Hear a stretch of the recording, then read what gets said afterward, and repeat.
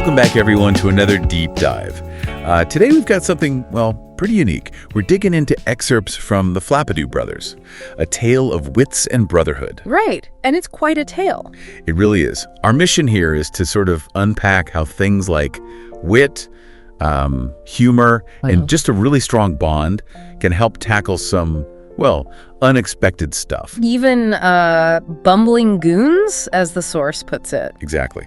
So the story revolves around these two brothers, Rajan and Rangan, from a small town in India, super close apparently, inseparable, but, also had that typical sibling thing going on. Repetitive streak, yeah. Yeah. But good-natured, sounds like. Totally. Rajan's the older one, quick wit, sharp tongue, the charming type.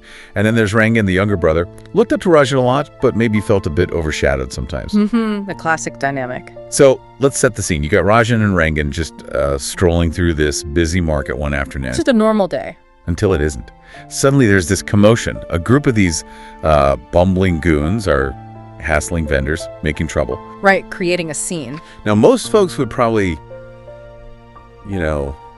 steer clear, maybe panic a little. Understandably. But Rajan, he sees it differently. He spots an opportunity, not just to deal with the goons, but to teach Rangan something important. Okay, I'm intrigued. What does he do? Well, he leans in, right? Gets this mischievous look and whispers something like, "Hey, Rangan, let's show these guys what we're really made of." And here's where it gets really interesting. Instead of, grabbing a stick or yelling, Rajan whips out, wait for it, a rubber chicken. A rubber chicken, seriously? A bright yellow squawking rubber chicken. Yeah. And then he hands another one to Rangan, who's just standing there completely baffled. Wow. Okay, so what's the thinking there?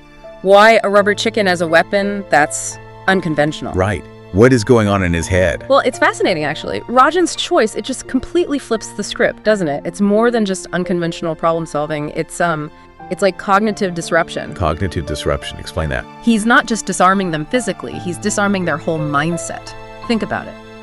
They expect fear, or maybe aggression, or even someone arguing logically. Yeah. And instead, they get absurdity.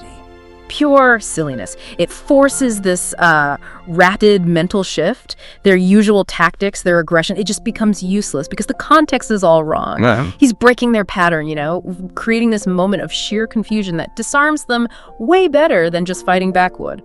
That makes a lot of sense. So, okay, they've got these ridiculous weapons.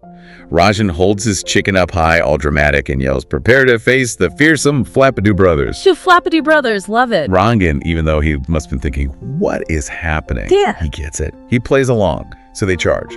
Both of them, flapping these rubber chickens with what the text calls hilarious seriousness. Oh, I can just picture it. The goons must have been totally floored. Completely. Were they lunatics? Yeah. Some kind of secret chicken masters, Yeah. comedic warriors. Rajan's even shouting stuff like, "Stay back, villains. The Flapaddu brothers never back down." It's amazing. And the whole market square, it just bursts into laughter. Not panic, laughter. So the crowd becomes part of it too. Exactly. And the goons, totally confused, playbook useless, they turned tail and ran, defeated by silliness. Incredible. That makes you wonder, though, right? Does that kind of absurdity always work? Could it, backfire? Yeah, that's a really good point. Strategic absurdity, it's powerful, but a lot depends on that element of surprise, like we talked about, and the target just not being able to compute. Right. If the goons expected it, or maybe if they had a weird sense of humor themselves, maybe it wouldn't work. But here, they relied on intimidation, on force. They had zero defense against something so illogical.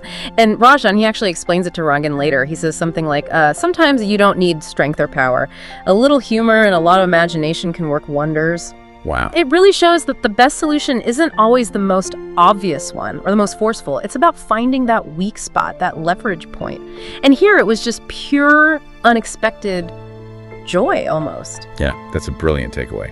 And yeah, the story says from then on, they were known everywhere in town as the Flapaddu brothers. The legends. Their wit and laughter became their actual weapons, And the source makes a point that, yeah, they competed, but it never got in the way of their love and camaraderie. They left this legacy of laughter and this unbreakable sibling bond.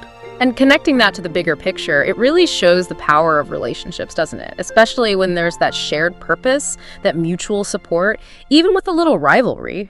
Their bond let them act together, even ridiculously. And that shared silliness, that sort of shared vulnerability, it probably made their connection even stronger. Sometimes facing the absurd together builds more than just winning together. Which brings up a question for you listening. How might you bring a little bit of that rubber chicken strategy, that strategic absurdity, into your own challenges?